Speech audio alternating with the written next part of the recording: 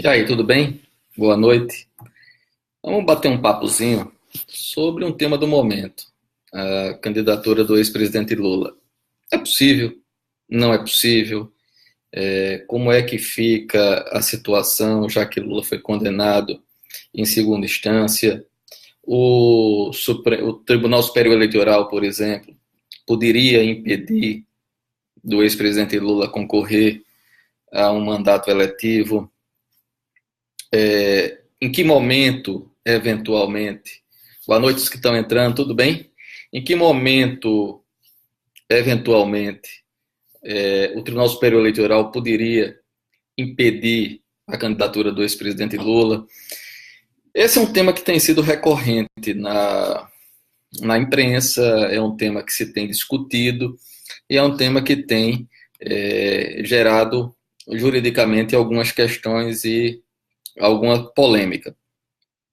Então, o primeiro aspecto é dizer o seguinte: saiu uma matéria dizendo que a opinião de um ou outro ministro seria no sentido de negar o registro do ex-presidente Lula até antecipadamente, impedindo de concorrer.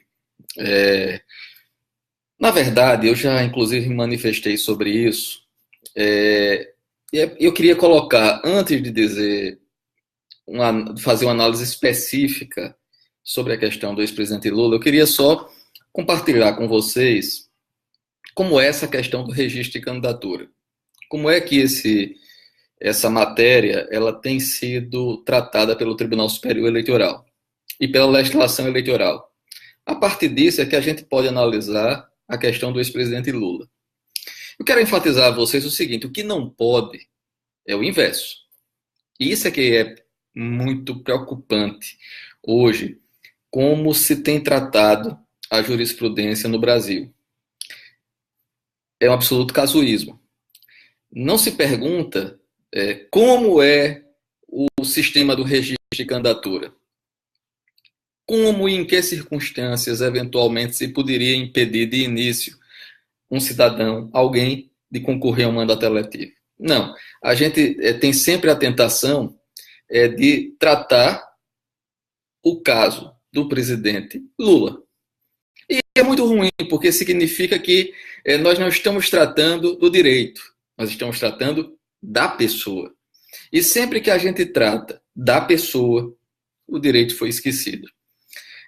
Termina havendo juízos de exceção, termina havendo a substituição daquilo que é fundamental ao direito, que é tratar todos do mesmo modo, nas circunstâncias em que há igualdade de situação e na medida que se desigualam. Esse é até o conceito básico de isonomia e de igualdade para o direito. Então não se trata, portanto, de tratar a questão do presidente Lula. Se trata de tentar enquadrar a situação do presidente Lula à jurisprudência e, mais do que isso, ao ordenamento jurídico eleitoral. É isso que a gente primeiro busca se propor, tá certo? Então veja, em primeiro lugar, quando é que alguém pode ser candidato? Em que circunstâncias? A Constituição Federal, ela criou as chamadas condições de elegibilidade, tá certo? São pressupostos que todo brasileiro deve ter naquela circunstância para aquele cargo que a pessoa vai concorrer. Então, se eu vou ser candidato, por exemplo, a presidente da República, eu tenho que ter nacionalidade brasileira, tem que ser brasileiro nato. Eu tenho que ter alistamento eleitoral, eu tenho que ter domicílio eleitoral em qualquer local do país, porque a jurisdição é nacional. Eu tenho que ter os meus... E aí é um ponto importante. Eu não posso ter os meus direitos políticos suspensos. Eu devo estar no gozo pleno dos meus direitos políticos. Esse é um ponto importante que a gente trata já.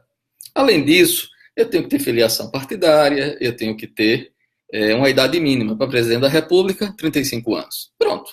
Essas são as chamadas condições de elegibilidade. Há outras, porém, que não são apenas essas, que eu chamo no meu livro de inelegibilidade, de condições de elegibilidade impróprias, ou não nominadas, ou inominadas. E quais seriam essas condições? Eu tenho que ser indicado em convenção partidária, eu tenho que ter o cumprimento, por exemplo, da desincompatibilização, se eu exerço algum cargo público, algum mandato eletivo, enfim, são essas, eu não posso ser analfabeto, então são essas condições que estão aí postas no ordenamento jurídico.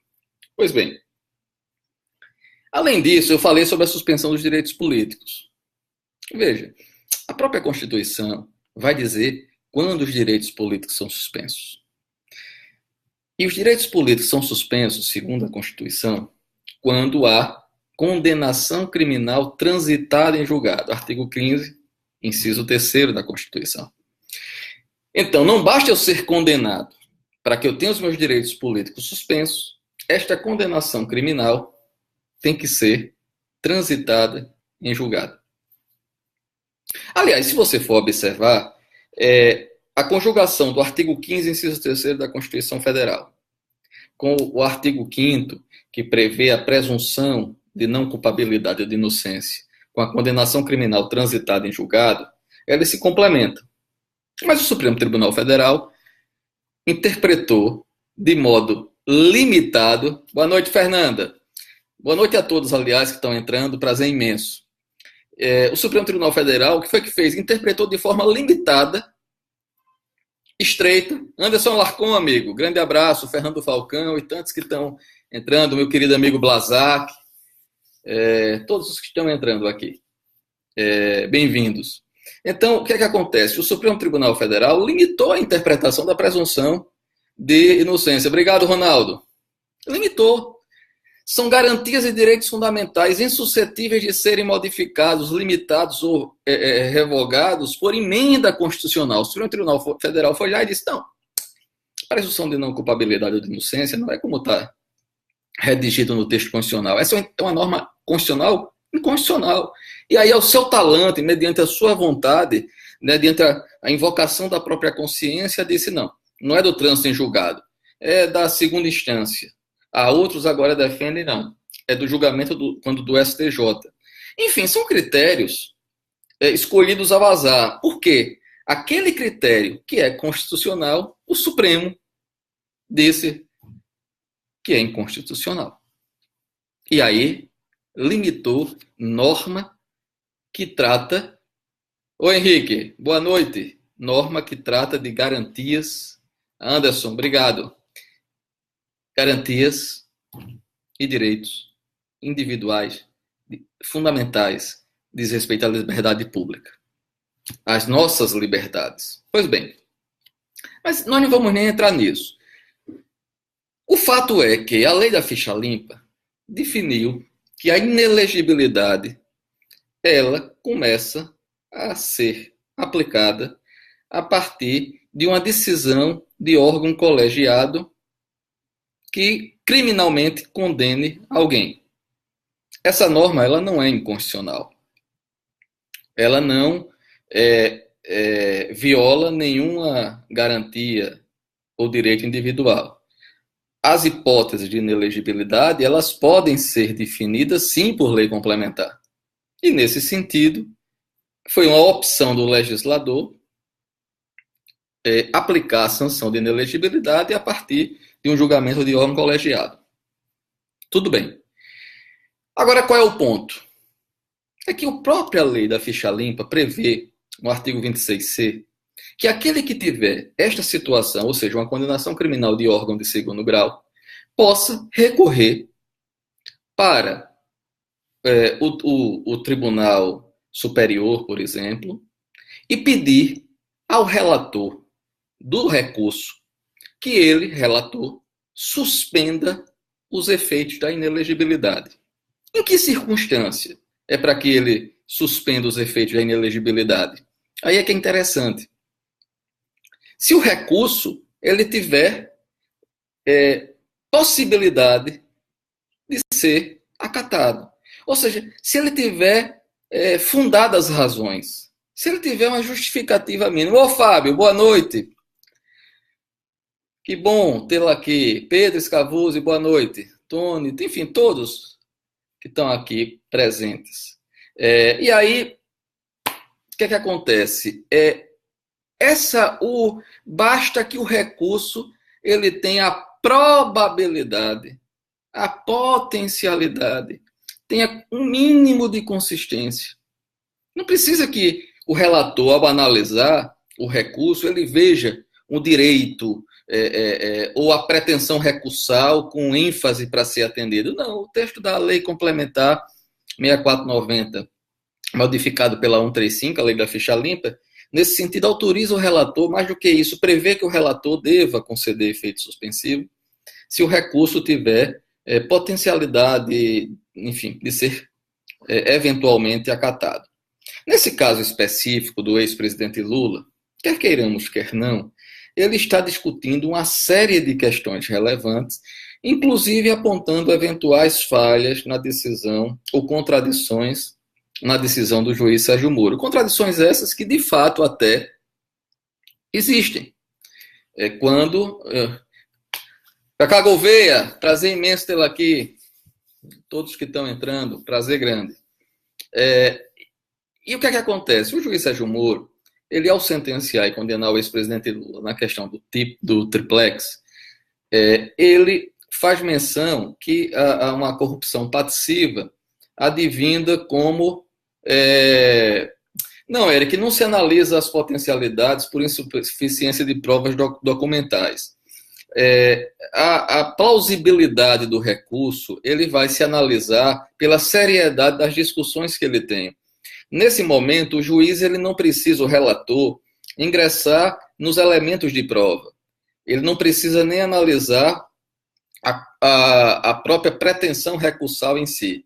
Ele vai analisar se aquele recurso proposto, no qual se pediu a suspensão de inelegibilidade, ele tem um mínimo de séria fundamentação, uma fundamentação séria, uma discussão adequada, que não seja um recurso protelatório, que não seja um recurso que esteja discutindo aventuras apenas para se obter, eventualmente, uma... Lenilson, boa noite, amigo. Mário Jorge, boa noite. Boa noite a todos. Daniel Morgado, boa noite. Que ele possa receber esse recurso como um recurso sério, que não seja protelatório apenas para se obter uma suspensão de inelegibilidade. E isso um relator de Tribunal Superior experimentado observa com imensa facilidade pela própria forma como o recurso é articulado. Então, nesse caso específico, observe, como eu estava dizendo, a sentença do juiz Sérgio Moro condena o ex-presidente Lula, por exemplo, por corrupção passiva, baseado em eventuais ganhos obtidos pela OAS nos negócios da Petrobras. Quando interposto embargo de declaração pela defesa do ex-presidente Lula, na resposta aos embargos, o juiz Sérgio Moro diz que não é esse o tema tratado e que não precisaria se provar isso, que estaria à base da própria competência dele, de Curitiba, que seria a correlação com os esquemas da Petrobras. Então, essa discussão é uma discussão... Boa noite, Davi, tudo bem? É uma discussão séria. É uma discussão que pode, sim, ser objeto de um conhecimento e até de uma mudança de entendimento, afora outras tantas discussões. O ponto é esse. Se o recurso ele está correto, se a pretensão recursal está certa, se isso, aquilo, outro, não é o fundamento da discussão da lei da ficha limpa. Então, eventualmente, o relator poderia conceder a liminar. Essa discussão não... Ô, Leonardo, obrigado. A gente iria descobrir como participar dos principais eventos, advogar, escrever artigos, entrevistas, fazer live. Obrigado, Leonardo. É puxado. E aí, o que é que acontece? Nessas discussões todas, o fundamental é o seguinte. Independentemente até do ex-presidente Lula, ou qualquer um cidadão, você, eu, quem for, se nós quiséssemos sair candidatos, quais são os pressupostos, como é que funciona hoje, de acordo com a jurisprudência, primeiro, e depois com a própria legislação que se adaptou a essa jurisprudência? Um erro que eu sempre fui crítico. Primeiro, como é que funcionava antes a justiça eleitoral? Se eu quisesse sair candidato e tivesse, por exemplo, uma condenação dessa, transitado em julgado na época, mas supondo que fosse hoje, como a inelegibilidade é uma condenação em segundo grau, o que aconteceria? Eu iria pedir o registro de candidatura. Ora, diante do fato de ter uma condenação criminal por órgão colegiado, eu teria, então, já uma clara situação de inelegibilidade. Uma inelegibilidade que o ministro Gilmar Mendes, numa entrevista, chamou de... Obrigado, Alain. Chamou de inelegibilidade aritmética. Quer dizer, é tão óbvia, aritmeticamente é tão claro a sua existência que já poderia gerar um indeferimento o registro de plano. E antigamente era assim. Negava-se o registro. E ao negar-se o registro, o cidadão interessado em concorrer, ele não era candidato, ele não poderia participar de propaganda eleitoral, ele não poderia fazer gastos de campanha, ele não poderia absolutamente nada, ele não era candidato. Se ele quisesse concorrer, ele teria que entrar com recurso contra esta decisão e entrar ao mesmo tempo com uma ação cautelar pedindo efeito suspensivo positivo. Para você que é leigo, o que é que isso quer dizer? Significava que o candidato pedia que o tribunal superior àquele ou ao juízo que negou o registro desse um registro provisório, autorizasse provisoriamente, cautelarmente, que o cidadão pudesse concorrer.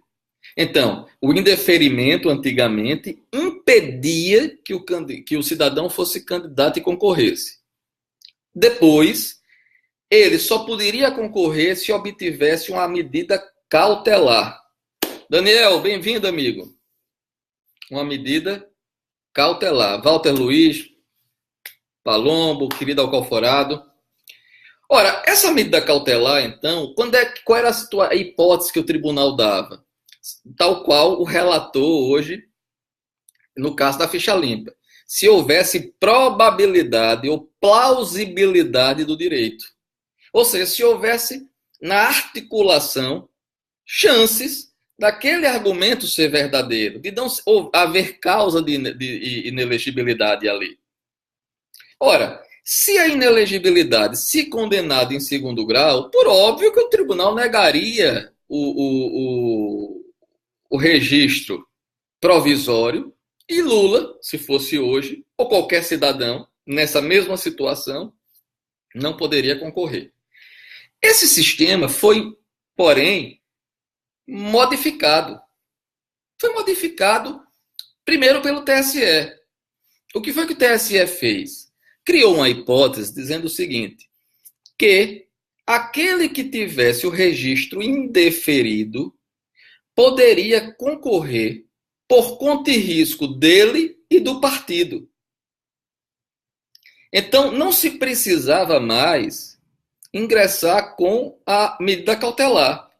De antemão, bastava pedir o registro, ele já era, em tese, um candidato, mesmo sem registro, só pelo fato de ter pedido.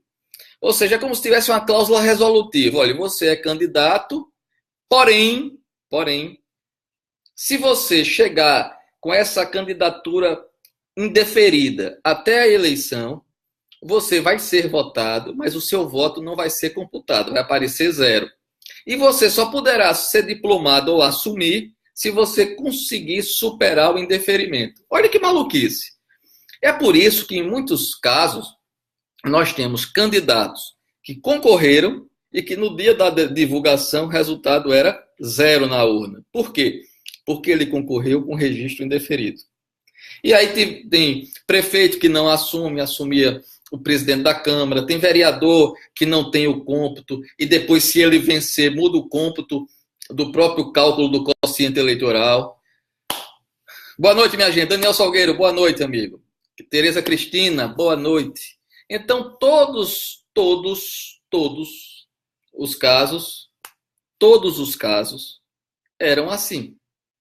Você, hoje, para qualquer cidadão, e aí entra a questão do presidente Lula, qualquer cidadão que esteja em condição, esteja em situação de inelegibilidade clara, patente, se ele requer o registro, veja que absurdo. Isso está na lei agora, mas quem criou foi a jurisprudência do TSE. Ele pode... Boa noite, Célia, obrigado. Ele pode concorrer ao mandato eletivo até que se esgotem as decisões rejeitando. Blazak, creio que não se pode mais ignorar a gravidade de um candidato em tese inelegível concorrer a presidente da República, considerando a nova regra que indica a nova eleição se confirmar. Eu concordo, Blazak. Para isso, precisa se mudar a lei, porque a lei reproduziu a jurisprudência do TSE. Agora imagine, só porque nós temos a situação do Lula, nós vamos mudar a jurisprudência para este caso? Nós vamos então ter a jurisprudência com CPF, uma jurisprudência destinada a um cidadão específico. Quem criou essa barafunda foi a jurisprudência. Na época eu chamei a atenção para isso. Quando foi que isso foi criado?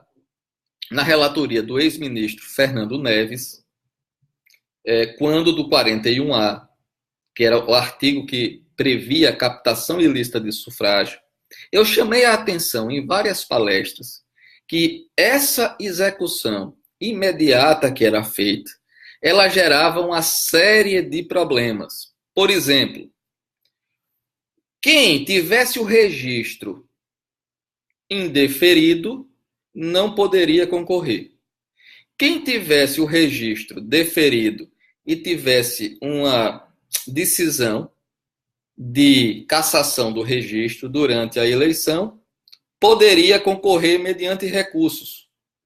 Então, nas duas situações idênticas, não ter registro, teríamos soluções jurídicas distintas. Era a minha crítica. Não ter registro é não ter registro. E isso foi num debate, inclusive, que houve, se não me engano, em Natal, uma palestra que fiz, o ex-ministro estava lá, nós até conversamos, e a partir dessa discussão surgiu uma questão de ordem levantada por ele no julgamento seguinte. E é nesse julgamento em que surge essa questão de ordem, o ministro Fernando Neves apresenta a seguinte solução. Qual era? Que aquele que não tiver registro de candidatura poderá concorrer por sua conta e risco dele e do partido, ficando, no entanto, o resultado pendente da decisão final. Foi essa a solução dada, e não foi só para todos os casos a partir daí. E a legislação eleitoral incorporou, hoje é direito positivo, essa solução do TSE. E eu sempre apontei esses problemas. Sempre fui crítico desse artigo. E esse artigo, no entanto, ele está em vigor até hoje. Então, quando se fala na questão do Lula, candidato à presidência, Francisco, você pergunta, caso o Lula seja candidato eleito, pode ele assumir a presidência, já que foi condenado? Não, Francisco, aí é que está a maluquice. Ele não poderia, como um prefeito não pode, como um governador não pode, ainda que eleito, ele, por ter concorrido nesta situação de condenado, geraria o caos no país. Até ter a decisão final, ficaríamos sem um presidente eleito e quem assumiria a presidência temporariamente, o presidente da Câmara dos Deputados. Veja o caos institucional. Então, o que se mostra é o seguinte, essas soluções criadas pela jurisprudência e depois acriticamente adotada pela legislação, essas soluções bizantinas, essas chinesices, essas soluções malucas, terminam tendo impacto no futuro. E agora temos, vamos ver aqui, Eric Bispo, no caso do candidato ser indeferida, não havendo mais tempo de registro e nova candidatura no indeferimento do registro, pode haver espaço para considerar o vice como candidato? Não, porque o registro é da chapa como um todo. Então, o indeferimento da candidatura atinge a chapa como um todo. Nesse caso, eventualmente, poderia discutir, sim, uma candidatura substituta, no prazo que a lei autoriza. Davi Vilas Boas, professor, se admitir a hipótese de sua candidatura, como viabilizar sua presença na campanha ante o cumprimento da pena privativa de liberdade? Ele, como candidato, seria candidato na cadeia. Eventualmente poderia. Aí vai ser a justiça eleitoral ter que admitir, por exemplo, a possibilidade dele gravar propaganda eleitoral. E nós ficaríamos em uma situação surreal. mas não seria o primeiro caso de candidato preso ou condenado. No Brasil, diversas situações, nunca de um presidente da República, nunca de um candidato a presidente. Na verdade, seria apostar num caos político. Mas o presidente Lula, eventualmente, pode apostar nisso, quem sabe. Vira, Carla. Professor Adriano, por que não escreve um artigo com resumo do live sobre o tema? Só uma sugestão. Carla, eu tenho feito palestras sobre isso e eventualmente vou escrever, sim. Eu acato sua sugestão, é só ter um pouquinho de tempo e botar no papel, tá certo? Mas eu farei isso e devo tratar isso na edição do livro que está terminando de encaminhar para a editora, a 11ª edição do meu livro, Instituições de Direito Eleitoral. Eric, ele pode ter deixado vídeos gravados, ele pode gravar eventualmente vídeo, enfim, isso faz uma visita, grava no celular. O Lula teria condições de fazer sim uma campanha e seria legalmente possível. O que eu quero chamar a atenção apenas é o seguinte: esquecemos Lula. Pela legislação, pela jurisprudência, o candidato condenado de segunda instância, preso, ele pode concorrer? Pode. Por quê? Porque a lei previu a possibilidade. Mauro Presoto, bem-vindo, amigo. Nossa querida Florianópolis. Querido Nailton Bittar, tudo bem? Bem-vindo. Por que motivo? Porque a previsão da jurisprudência primeiro e da lei depois, da legislação que adotou, foi no sentido de que você pode, o cidadão, não só Luiz Inácio Lula da Silva, basta pedir o registro de candidatura, ainda que inelegível, ainda que a inelegibilidade seja patente, e ele concorre ao mandato eletivo invalidamente, na eventualidade de conseguir reverter o indeferimento, aí é que os votos seriam computados em seu favor. Quer dizer, isso foi uma solução, uma jabuticaba. Isso, o sistema anterior era infinitamente melhor. Aí você pode me perguntar, por que foi que o TSE inventou essa moda? Não era muito melhor o sistema? O sistema era melhor. Mas, de novo, o TSE... Leonardo Dias, amigo, bem-vindo. O TSE, às vezes, tem a mania de tentar salvar certas normas inconstitucionais e aí cria soluções que são sem qualquer vínculo com o sistema e com o ordenamento jurídico. E aí vira uma bagunça. Vira esse emaranhado confuso de normas que hoje é o direito eleitoral. Por que foi que o TSE deu essa solução? Por uma razão, porque o artigo 41A, que criou a captação, que criou a hipótese de captação ilícita de sufrágio, corrupção por compra de voto, ela era inconstitucional, porque proposta por lei ordinária. Então, primeiro, para salvar a inconstitucionalidade do artigo 41A, tiveram que dizer que não era hipótese de inelegibilidade, era de cassação de registro. Por ser cassação de registro, não havia suspensão prevista na lei. Então, a sanção se aplicava imediatamente. Por se aplicar, veja a sucessão de soluções ou de tentativas de salvar a inconstitucionalidade daquele artigo, aonde nos foi levando. Então, veja, o artigo era inconstitucional, porque era lei ordinária. Então, para dizer que ele era constitucional, disse que ele não aplicava a sanção de inelegibilidade, mas de cassação do registro. Como não era inelegibilidade, não havia efeito suspensivo, então a execução era imediata. E como a execução era imediata, se houvesse indeferimento, não podia concorrer de jeito nenhum, hipótese alguma. Ou se houvesse cassação no meio do caminho. Como isso se tornava, para a administração da justiça eleitoral, muito complicado, porque se você tivesse o registro indeferido ou tivesse a cassação no curso do processo por captação do sufrágio, o seu nome tinha que ser excluído. E podia não dar tempo de, eventualmente, você reverter adiante e o seu nome não está na urna. Para evitar esse dano irreparável, o que acontecia? Coloca na urna. Para colocar na urna, teve-se criar uma ficção. Qual foi a ficção? A ficção de que basta pedir o registro, você, mesmo com ele indeferido, pode concorrer. Então, para salvar, é uma cadeia de erros. Para salvar a constitucionalidade do 41A, chegamos nessa figura esdrúxula do candidato inelegível que pode concorrer mesmo sem registro. Entenderam? Então, uma bagunça, uma solução casuística vai levando a outra solução casuística que no final vira um monstrengo. E aí nós temos a situação do seguinte, do presidente Lula agora. O presidente Lula vai ter um tratamento diferenciado, vai se modificar a jurisprudência do TSE, vai se modificar a própria lei eleitoral. Veja, Rossini, estamos na sua espera em Aracaju. Vou aí com o maior prazer, Rossini, para o Fórum Sergipano de Direito Eleitoral. Muita honra. Maurício Sarmento, poderia o candidato ser substituído na véspera da eleição? Lembro do caso quando houve a substituição de Ronaldo Lessa por o Jandir Boia. Olha, essas hipóteses agora estão muito mais limitadas. Essa hipótese, por exemplo, do candidato renunciar na véspera, isso hoje está proibido pela lei, não há como.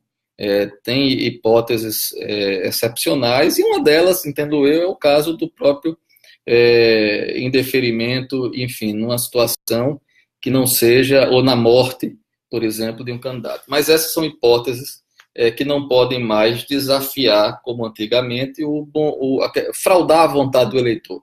Eu seguro o Lula, por exemplo, segurar a candidatura dele, ainda que inelegível, até a véspera, renunciar na véspera, colocar alguma pessoa que ele entenda que teria condições ainda de manter votos dele, e com a força dele eleger um presidente da República, eventualmente. Quer dizer, seria impensável. A legislação cortou isso. Agora, nós estamos aqui, portanto, e sem ir muito avante, eu só queria enfatizar o seguinte: a questão do ex-presidente Lula, ela não é uma situação excepcional. É uma situação que tem ocorrido no país todo. E foi um monstrengo, eu quero insistir nisso, a solução que foi criada pelo Tribunal Superior Eleitoral. E hoje virou lei. E eu sempre fui crítico disso. Agora, não é que nenhum vai querer morrer estrategicamente, não. É porque morre mesmo. De véspera morreu. Tem que substituir. Aí não é uma questão que a própria lei prevê. Isso é uma circunstância da vida, ou por outra da morte, né? E que, imprevisto, você pode substituir. Né? Aí não há fraude, né? Ninguém frauda a lei se matando, quer dizer, enfim, não faz o mínimo sentido. O que a lei prevê, portanto, é que a vinda posterior do evento morte pode gerar, sim, uma substituição legítima de candidatura a qualquer tempo, né? Aí não tem fraude. Pois bem, então, para encerrar, eu só queria... Eu sei, entendi, Eric. Eu sei, entendi. Eu só, para encerrar, eu não tenho condições de fazer um live longo, porque hoje tem jogo do Flamengo. E aí, Flamengo e River Plate, vamos assistir. Jogo é jogo. Flamengo é Flamengo, é a nação. Então, só para encerrar, dizer o seguinte: a questão do presidente Lula não é a questão do presidente Lula. Esqueçamos a figura do presidente Lula. Essa situação esdrúxula foi criada, insisto, pela jurisprudência do TCE, e hoje positivada. Já conversou, Davi? Então vou correr. Vou embora que eu quero ver o Mengão.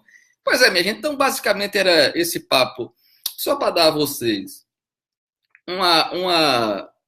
um sentido dos acontecimentos, o porquê dessa confusão hoje. Ela não é à toa. Quem criou foi a jurisprudência, quem depois positivou foi a lei eleitoral, e hoje estamos nessa situação. Se o presidente Lula pedir o registro de candidatura, basta pedir, ele é candidato. Agora, o TSE vai inventar uma jurisprudência para o caso, vai modificar a jurisprudência dizendo que a lei é inconstitucional. O artigo da lei prevendo isso é inconstitucional. Justamente o artigo que foi positivado com base na jurisprudência do TSE. Durma-se com um barulho desse. Obrigado, Josemir. Abraço, vamos lá, vou ver o Mengão. Boa noite, Hasta la vista. Depois a gente faz outro live sobre temas desses, tá bom? Boa noite. Tchau.